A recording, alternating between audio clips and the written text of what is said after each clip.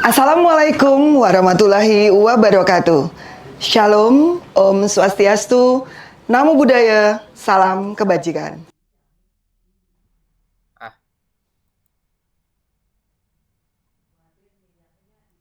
Halo Sobat Pelatihan, bagaimana kabarnya?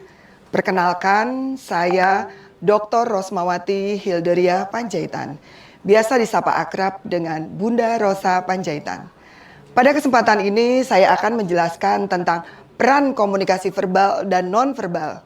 Apakah Sobat Pelatihan siap? Ayo kita mulai. Namun sebelumnya saya ingin membuka dengan sebuah pantun. Bila mengaum, raja hutan keras suaranya. Terlihat berani dari tatapan matanya. Salam hangat untuk semua peserta dimanapun berada. Ayo semangat belajar agar materi ini bisa diserap semuanya. Oke, sahabat pelatihan, karena kita membahas tentang peran komunikasi verbal dan non-verbal, maka pada kesempatan ini saya akan menjelaskan tentang apa itu komunikasi verbal dan non-verbal berikut contohnya. Jadi sesungguhnya komunikasi verbal dan non-verbal itu adalah bahasa dalam istilah komunikasi. Yang dimaksud dengan contohnya verbal, misalnya adalah kata-kata dan tulisan. Sedangkan non-verbal, mimik wajah misalnya tersenyum, lirikan mata, bahasa tubuh, gerak tangan saya gitu ya, tindakan, kemudian paralinguistik atau intonasi, tekanan, berikut penampilan. Namun ada pakar lain yang mengatakan sesungguhnya bahasa komunikasi itu bukan hanya verbal dan non-verbal saja.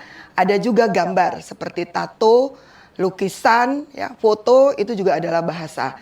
Berikutnya juga sandi. Misalnya kita kenal zaman dulu ada sandi Morse, sandi asap gitu ya. Aroma itu juga adalah bahasa dalam istilah komunikasi. Saat ini cenderung bagi sebagian orang masuk dalam komunikasi nonverbal.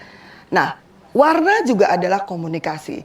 Untuk ilmu public speaking, maka baik gambar dan sandi tadi kita masukkan dalam pengertian nonverbal seperti warna baju yang saya kenakan.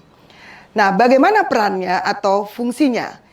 Ternyata ada begitu banyak, di antaranya yang penting untuk kita ketahui bersama. Yang pertama, untuk membangun kesamaan makna atau kesepahaman dengan lawan bicara seperti audiens atau khalayak. Bisa dibayangkan begitu sulit kita berkomunikasi, menyampaikan sebuah pesan kepada masyarakat atau audiens jikalau kita tidak menggunakan komunikasi verbal. Hanya kode saja, tidak semua orang bisa mengerti. Sebaliknya, kita menggunakan bahasa kata-kata secara verbal, namun intonasi kita tidak ada datar, mimik wajah kita itu tidak terlihat gitu ya. Terkadang menimbulkan yang namanya keraguan.